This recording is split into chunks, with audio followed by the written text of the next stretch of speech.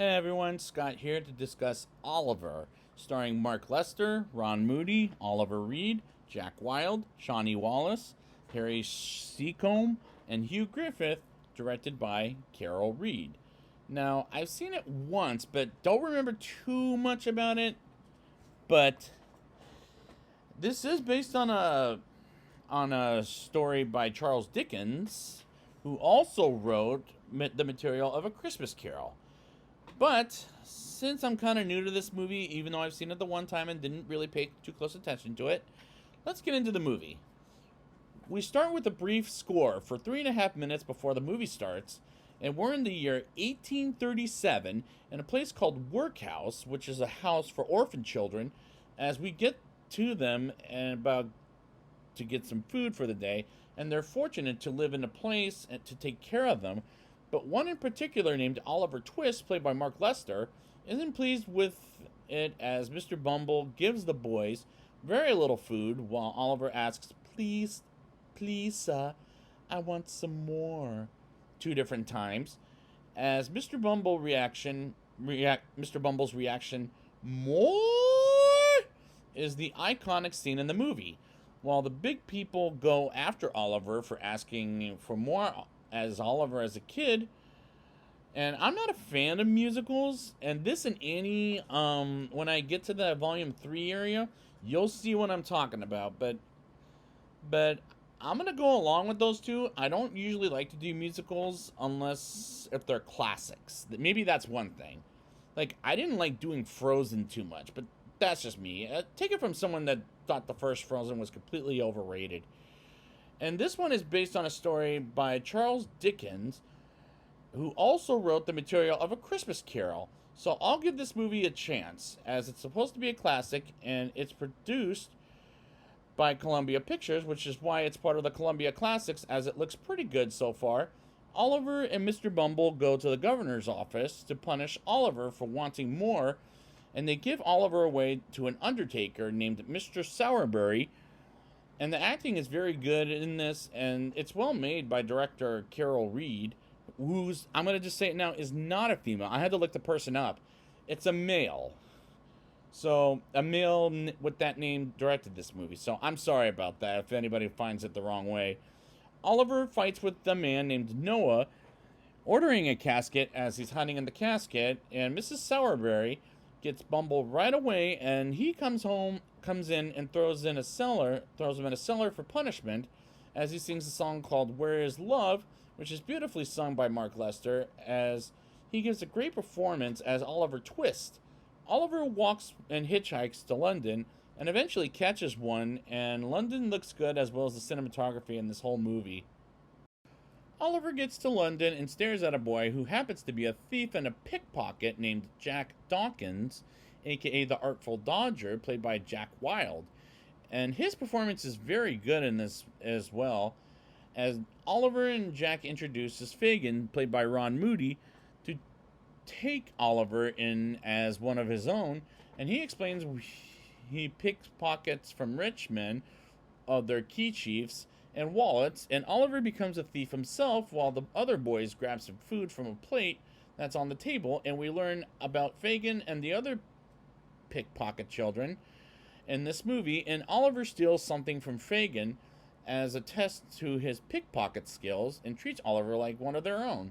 As the musical numbers in these scenes, let me rephrase that, are fun, while I wondered to myself what it would be like to live in the 1830s as an orphan in London. Fagin goes to a town local bar for a drink and meets with Bill Sikes, played by Oliver Reed, whom I'll come to know from his final role in Gladiator, which I'm going to review this November, depending on that sequel ever releases on time, and gives him valuables that Bill acquires, while Bill's lover Nancy, played by Shawnee Wallace, as she sings "It's a Fine Life," and this scene works perfectly to set up the movie's bad guy right off the bat, as the production design and set decoration is well done. Oliver watches Fagin while checking his valuables and accidentally frightens the boy, and we move on to the next day while Nancy goes off with her friend, as Bill treats her pretty badly, And she goes to the pickpocket boys, and Jack introduces Nancy to Oliver as she says he's got manners while the other boys do not. And Jack says anything for you as he pretends to take, or sings, let me rephrase that, to take her for a ride to the castle. And they treat her much better than Bill ever does from when the audience sees them on screen together, as they sing one more song called I'll Be Back Soon. And as the singing choreography is working for me, like the songs are, and I really like the performances from each actor, on screen, as the musical numbers are working for me.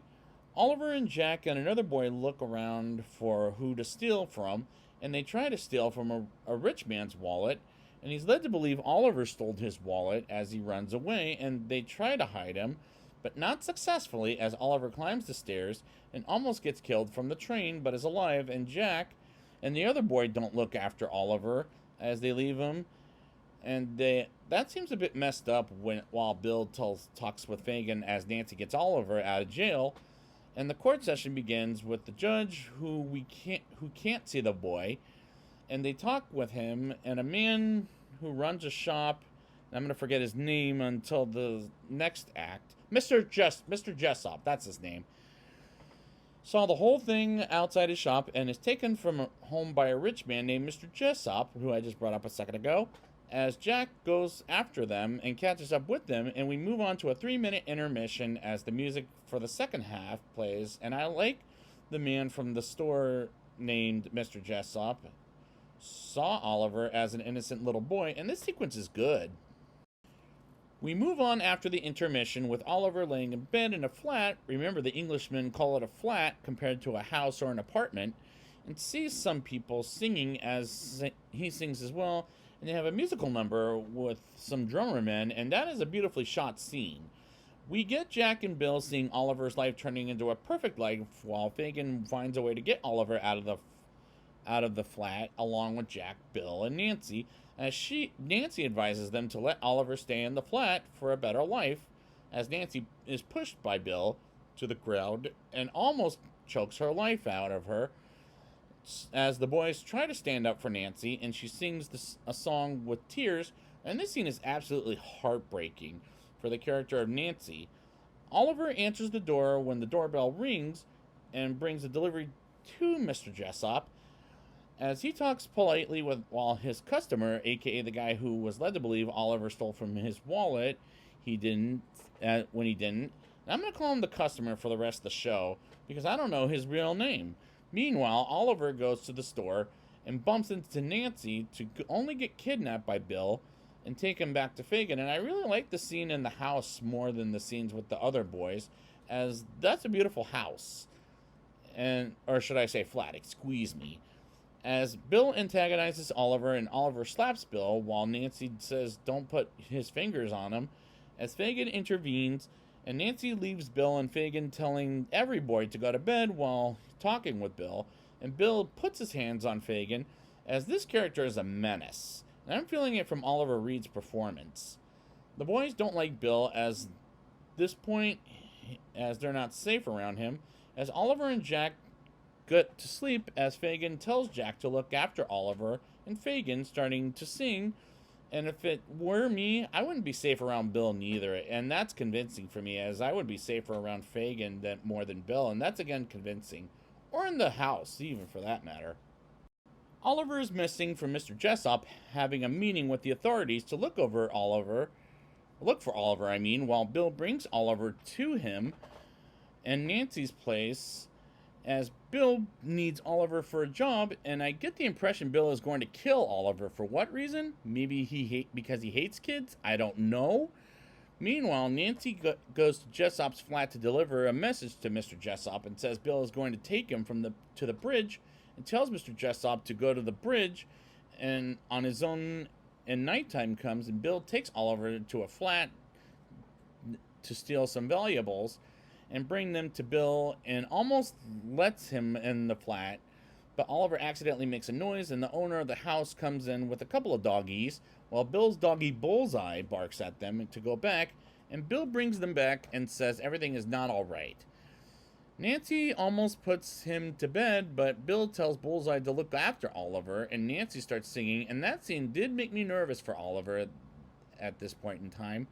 Nancy bursts into song while the music gets going and sings her heart out, while Fagin and Bill talk some business about Oliver and Bullseye, barking at Nancy dancing with other people as Bill gets jealous and she gets Oliver out of there behind Bill's back, and he goes after them while Nancy takes Oliver back to Mr. Jessop, and Bill reaches them and beats up on Nancy and kills her as Bullseye shows Mr. Jessop and other men where Bill is, and they grab Bullseye and get to a bridge of some kind where Oliver lives and with Fagin and takes all of Fagin's money as they have Bullseye as bait, while Bullseye shows them where Bill is at for Oliver, and Bill holds Oliver for bait and almost throws him off the bridge.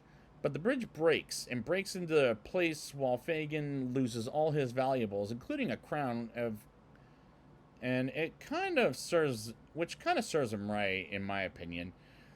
As people with torches go after Bill, he swings to another building and gets shot, and Bill gets shot dead, which serves him right as well. And Fagin sings one final song and walks towards the sun. Jack gives him a wallet he stole from one of the rich men at one point during the climax, and Oliver goes back to the perfect life he had with Mr. Jessop. And the climax was pretty good, as this is a great movie for both kids and adults. Now it's time for my rating. I'll give this movie a 8.1 out of 10. The acting is very good in this movie, as it's well made by director Carol Reed, and he does a good job at making this movie look good, and the actors do well in their singing voices. Even Mark Lester, who had such a beautiful singing voice, as I haven't seen him act in another movie since this one, as he delivers a great performance as Oliver Twist.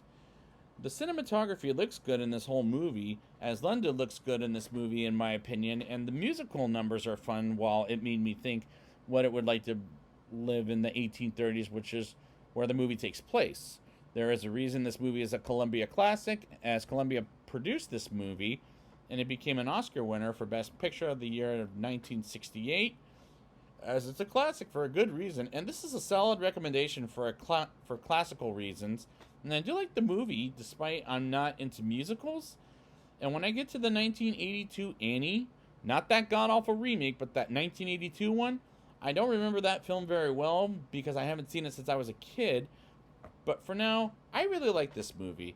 So I'd like to thank you guys for joining me, and next time I will be back with Stripes. And until then, please, sir, I want some more.